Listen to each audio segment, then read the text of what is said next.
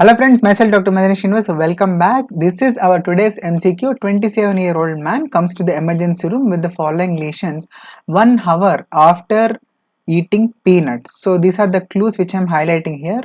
So 1 hour after eating peanuts, the patient came to the emergency room, and what you are able to see here are erythematous plaques which are nothing but wheals.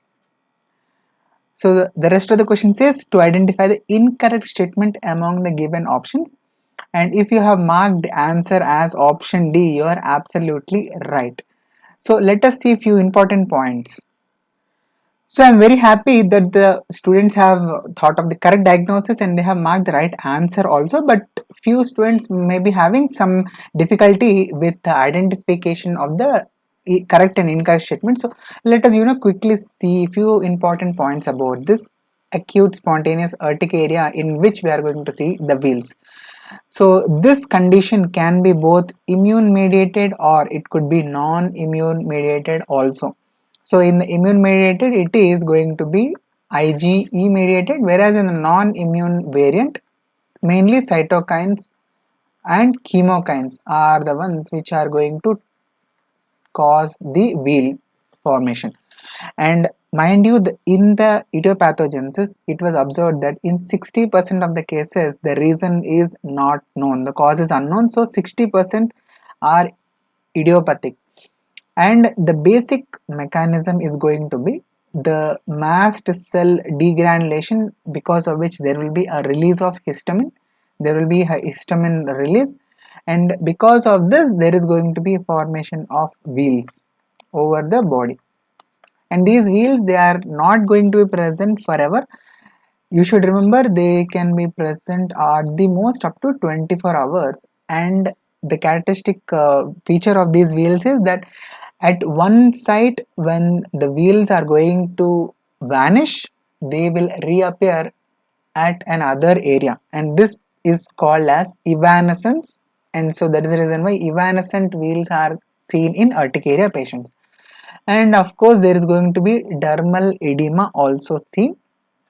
And one question to all of you: if there is edema of the subcutaneous tissue, if edema of the subcutaneous tissue, if it is present, it is given a special term.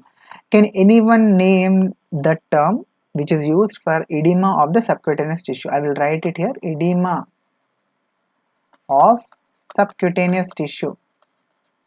It is having a special name. If you know the answer for that, please leave your answer in the comment section. And now coming back to urticaria. So in the case of urticaria, the wheals are going to fade away without any pigmentation. There will not be any pigmentation left behind. So I will tell you one disease name in which urticaria a term will be there, but in which the lesions are going to fade with pigmentation, and that is urticarial vasculitis. Okay, in this condition urticarial wheals will be present, but they will fade away with a pigmentation, hyperpigmentation, leaving behind a hyperpigmentation. Okay, so I hope now you can understand. Yes, evanescent lesion causes unknown in majority of the cases, almost 60%, and subsides without leaving any pigmentation. This is also a right statement. Option D, it is a purely immune mediated, is a false statement. Why? Because it can be even non-immune mediated also. So I hope this video was helpful for you. Please do hit that like button if it was helpful, and I expect at least 20 likes.